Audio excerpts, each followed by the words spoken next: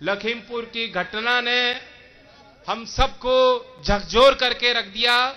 जो लोग किसानों को आतंकवादी कहते हैं, भेड़िया कहते हैं, चौधरी चरण सिंह की विचारधारा आपकी पहचान है, यह आपकी पगड़ी है, इस पगड़ी को संभाल लो। मैं आज फिर ललकार रहा हूं, जो हमारे भाई बीजेपी में हो, मेरे वहां किसान के बीच पहुंचने से क्या तो सरकार को क्षति होनी थी, क्या समाज का कोई नुकसान होना था। कहीं पैदल चल, कहीं गाड़ी बदल, कहीं भेष बदल कर, जो उनकी मां मेरे आगे बैठ के रो रही थी, बच्चा एसएसबी में जवान है, बताओ ऐसे परिवार, ऐसे किसानों को ये लोग आतंकवादी, नक्सलवादी बोल रहे हैं। कहेगी हमने मंदिर बनाया इसलिए हमें वोट दे दो, वो अफगानिस्तान से तालिबानी घुस जाएंगे इसलिए हमें वोट दे दो। जब निहत्थे नागरिकों पे कोई गाड़ी चलाता है उसे कहते हैं आतंकवादी हमला। एक एक्ट्रेस है मुंबई से, उनको बुलाया गया, जिन्होंने आतंकवादी किसानों को कहा, उन्हें बगल में मुख्यमंत्री बैठा रहे हैं। चाय पानी मिठाई क्या बंदोबस्त थे मैं तो नहीं कह सकता, लेकिन सत्कार खूब किया होगा बाबा ने। और ऐसी सरकार बनाओगे कुंवारे रह जाओगे। 4000 हत्याएं वर्ष 2020 में उत्तर प्रदेश में हुई। दलितों के विरुद्ध कई अपराध सबसे ज्यादा हो रहा है, तो नंबर 1 अव्वल प्रदेश उत्तर प्रदेश योगी जी के आशीर्वाद से बन चुका है। आपने कभी गौर किया कि जो परचून और जो पान की छोटी चाय की दुकानें खोखे लग जाते हैं, खाने के जस्ट बाहर निकलते लगते हैं, क्यों? वही डीलिंग होती है, वही डीलिंग होती है। बता दिया जाता है नहीं आने वहां गैस महंगी हो गई, सिलेंडर महंगे हो गए, जिनको सिलेंडर दिए थे दोबारा भरने की स्थिति नहीं है। बड़े बड़े उद्योगपतियों को या तो भगा देते हैं या उनका कर्जा माफ। एक वर्ष में 6000 रुपए कहते हैं सीधा किसान को दे दिया, बहुत बड़ा उपकार कर दिया मोदी जी ने। इससे ज्यादा तो इन्होंने डीजल के भाव में आपसे ले लिया।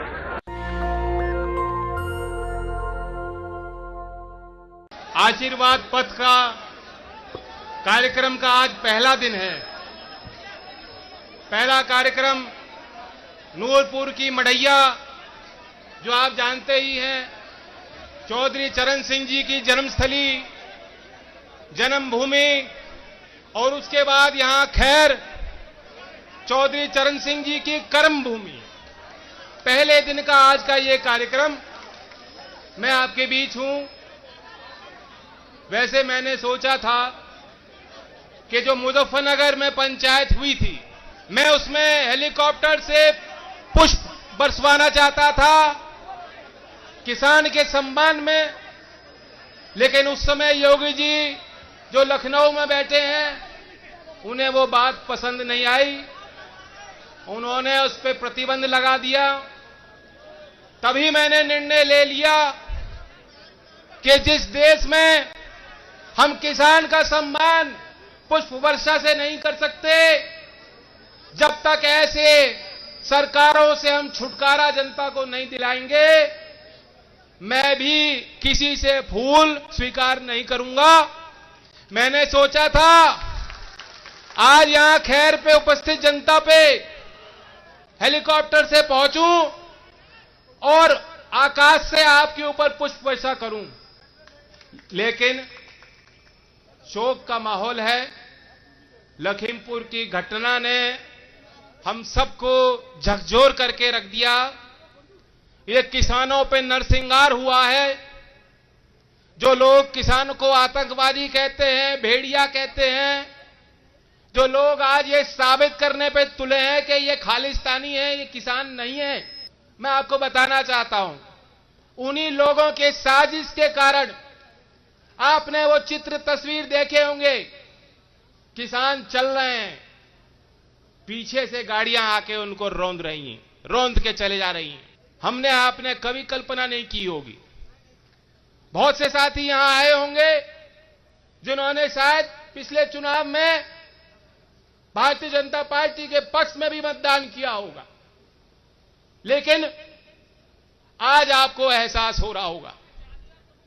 हम आपका खुले मन और दिल से स्वागत करते हैं। पुनः दोबारा आप अपने परिवार में लौटो, यह आप मंच आपकी ताकत है। चौधरी चरण सिंह की विचारधारा आपकी पहचान है, यह आपकी पगड़ी है, इस पगड़ी को संभाल लो। और कोई तीसरा और कोई भारी व्यक्ति जो इस परिवार के बाहर का कोई सदस्य हो, जो नहीं जानता किसान की कितनी तपस्या, धूप छांव, सर्दी गर्मी में जो खून की कुर्बानियां देश का किसान अन्नदाता देश के लिए कुर्बान करता है, जो उन बातों को नहीं समझते हो, जो बाहर का व्यक्ति हो, अब हम ऐसे बाहर के लोग, अहंकारी सत्ताधारी लोग कतई बर्दाश्त नहीं होंगे, नहीं होंगे, नहीं होंगे। मैं आज फिर ललकार रहा हूं, जो हमारे भाई बीजेपी में हो, होश में आ जाओ, आंखें खोल लो। लखीमपुर के वो शहीद किसान के रोते हुए परिवार, उनकी निगाहें, उनकी आंखें तुम्हारी ओर हैं कि क्या तुम समाज में हो रहे अन्याय के खिलाफ उनका साथ देना चाहोगे या नहीं देना चाहोगे। ये नाम याद रख लो, पूरी सरकार इसी में जुटी है कि ये नाम, ये सच्चाई, ये पर्दे में रह जाए। मैं इन्हें दोष नहीं देता, हमारे पुलिस के भाई हैं, इनका क्या दोष। ये सब वही मुस्तैद थे कि किसी तरह जयंत को रोको। मेरे वहां किसान के बीच पहुंचने से क्या तो सरकार को क्षति होनी थी, क्या समाज का कोई नुकसान होना था। किसान का दुख बांटने अगर मैं जाऊंगा तो क्या मैं कोई अपराधी हूं, कोई दोषी हूं? ये कोई अपराध हो गया, गुनाह हो गया? लेकिन फिर भी तमाम नाकाबंदी इन्होंने तैयार की, कहीं पैदल चल, कहीं गाड़ी बदल, कहीं भेष बदल कर कैसे तैसे मैं वहां पहुंचा हूं। और लवप्रीत 18 साल का एक जवान शहीद हो गया हमारा, उनकी 2 बहनें छोटी, इतनी हिम्मत वाली। उन्होंने कहा, जो उनकी मां मेरे आगे बैठ के रो रही थी, उन्होंने कहा माता रो मत, जैसा कोई बेटा तुम्हारी सेवा कर सकता है, हम दोनों बहनें भी तुम्हारी सेवा करेंगी। मैं आपको कहना चाहता हूं, नाम मत भूलना, लवप्रीत। दिलजीत जो हमारा भाई शहीद हो गया, नक्षत्र सिंह 60 साल के, उनका छोटा बच्चा एसएसबी में जवान है। बताओ, ऐसे परिवार, ऐसे किसानों को ये लोग आतंकवादी, नक्सलवादी बोल रहे हैं, जिनके बच्चे जवान है, रक्षा में तैनात है हमारी आपकी। रमन कश्यप जो पत्रकार था, गुरविंदर जिसके घर वाले मानते हैं उसे गोली लगाई, गोलियां चलाई गई, लेकिन पोस्टमार्टम रिपोर्ट में उस बात को सामने नहीं आने दिया गया। उन कारणों में मैं नहीं जाना चाहता, लेकिन ये नाम आपकी जुबान पे रहने चाहिए, आपके दिलो दिमाग में रहने चाहिए। ये सरकार आएगी और अपना प्रचार करेगी, कहेगी हमने मंदिर बनाया इसलिए मत हमें वोट दे दो, वो अफगानिस्तान से तालिबानी घुस जाएंगे इसलिए हमें वोट दे दो। लेकिन आपको उनके उस समय पूछना होगा,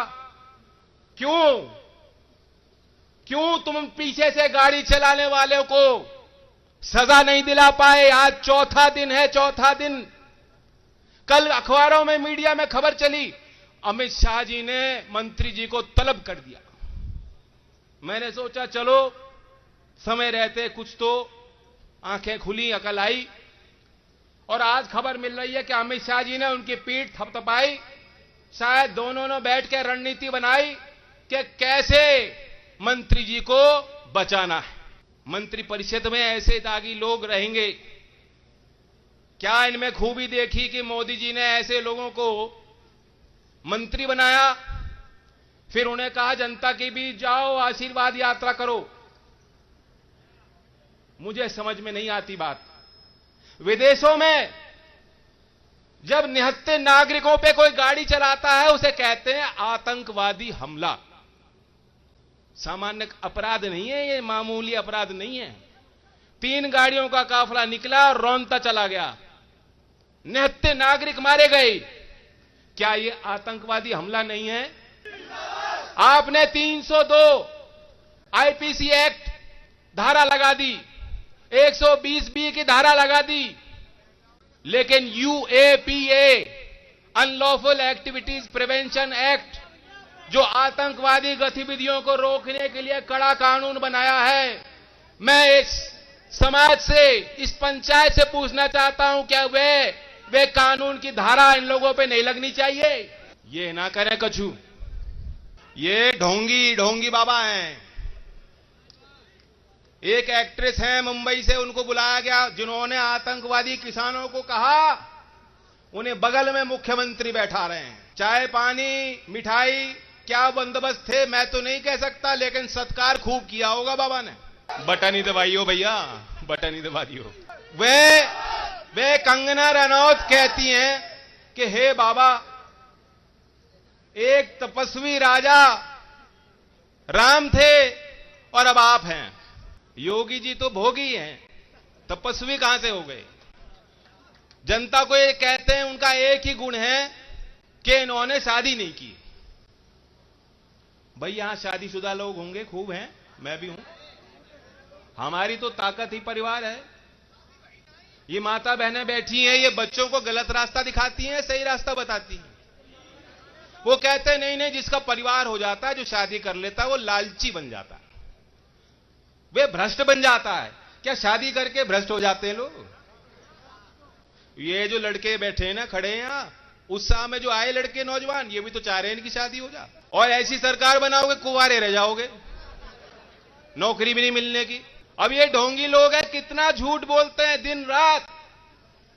आपको पता है, उत्तर प्रदेश को छोड़ दो, आप केरल में भी जाओगे, वहां भी बड़े बड़े तस्वीर लगी हुई है, पोस्टर लगे हैं, होर्डिंग लगी है, योगी जी का चेहरा, और कहा जा रहा है उत्तर प्रदेश नंबर 1।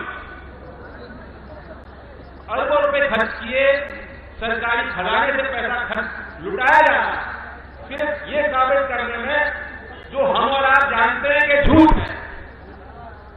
गड्ढे हर सड़क पे हैं, बताओ हर सड़क पे गड्ढे मिलते नहीं। लखनऊ में बैठे बैठे मुख्यमंत्री कहते हैं गड्ढा मुक्त सड़कें। अपराध बढ़ा कि नहीं बढ़ा? ये तो हमारा आपका अनुभव है। इन्हीं की केंद्र की सरकार के आंकड़े में आपको रखना चाहूंगा। मेरे आंकड़े नहीं, मनगढ़ंत कोई बात मैं खुद सोच के समझ के नहीं बोल रहा हूं। ये केंद्र सरकार के, उन्हीं के सरकार के आंकड़े। एनसीआरबी का डेटा गृह मंत्रालय से रिलीज करता है। 2018 में योगी जी की सरकार थी, कुल अपराध उत्तर प्रदेश में देश में सबसे ज्यादा हुए 5,88,000, 85,000, 5,85,000 अपराध। 2019 में एक साल में देखो कितनी वृद्धि हो गई, यही आंकड़ा 6,30,000 के पार हो गया।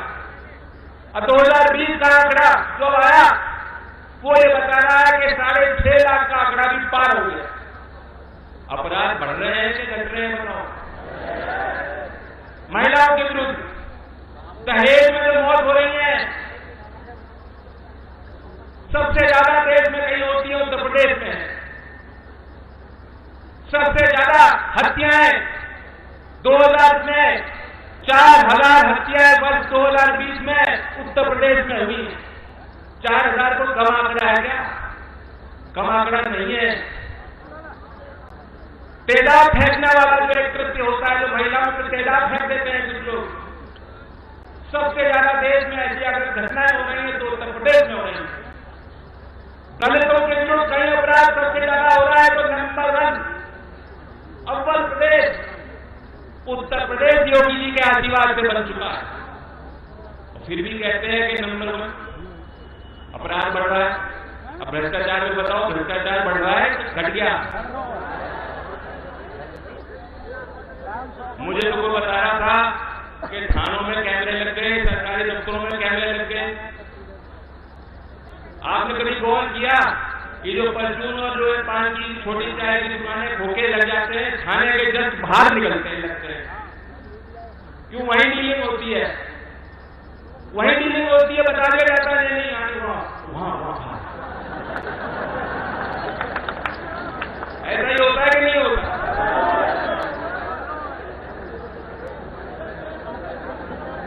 इन्होंने कहा था किसान की आय दुगनी होगी। कब तक होगी? 2022 तक होगी। ये आ गई 2022, 3 महीने बचे हैं, 3 महीने से भी कम। यहां कोई किसान उपस्थित है जिसकी आय दुगनी होने वाली है?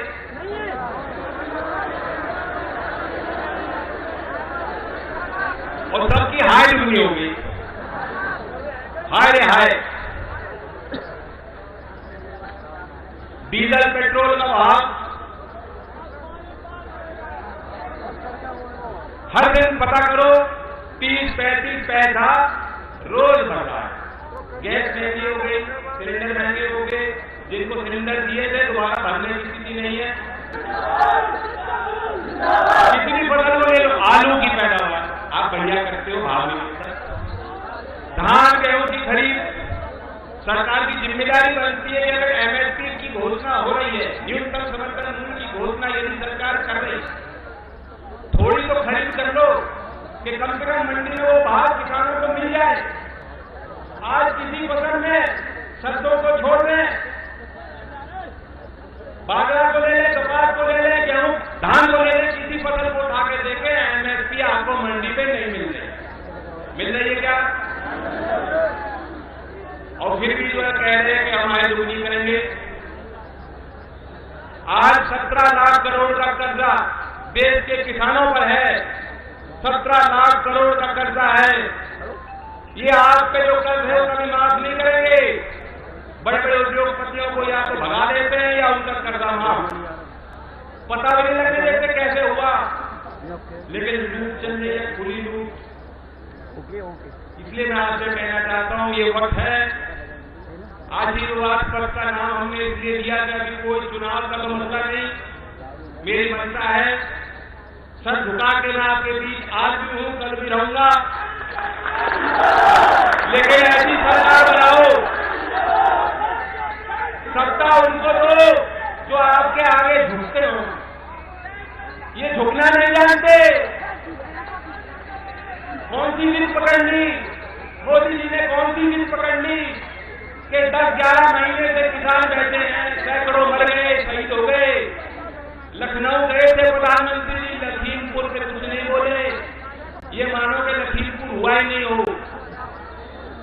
हुआ ही नहीं। इनकी नजर में कोई किसान मर ही नहीं रहा। ये कौन सी जिद है? सिर्फ इसलिए कि वे झुकना नहीं चाहते कि इतने शक्तिशाली महानेता गलत हो गए, गलती कर दी। नहीं, मैं कह रहा हूं मुझसे गलतियां होंगी, मैंने की होंगी और आगे भी करूंगा। और घर परिवार में इतना तो माफ हो जाता है कि नहीं होता माफ। मैं आज आपके बीच इसलिए आया हूं आपसे पूछने कि आपका क्या पूरा आशीर्वाद रहेगा था? जो गलतियां भूल चूक हो जाएंगी माफ करोगे कि नहीं करोगे? और एक घोषणा भी करना चाहता हूं, मैं घोषणा करना चाहता हूं यहीं खैर की भूमि से 31 अक्टूबर तक ये कार्यक्रम चलेगा।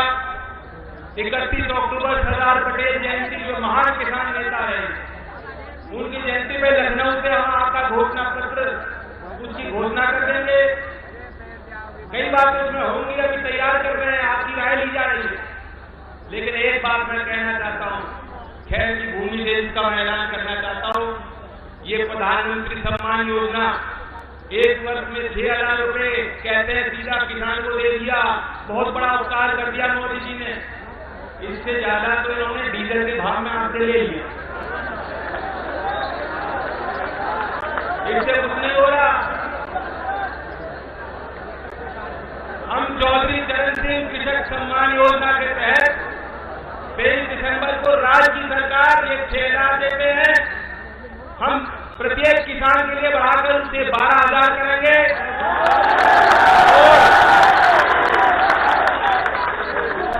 और जो गरीब वर्ग है, जो असिंचित जमीन पे खेती कर रहे हैं, उन किसानों को हर वर्ष 15,000 रुपए देने का काम करेंगे। देश के संसाधनों पर, देश और प्रदेश के संसाधनों पर किसान का, मजदूर का पहला हक होना चाहिए, पहला हक है और हक तो हम दिला के रहेंगे।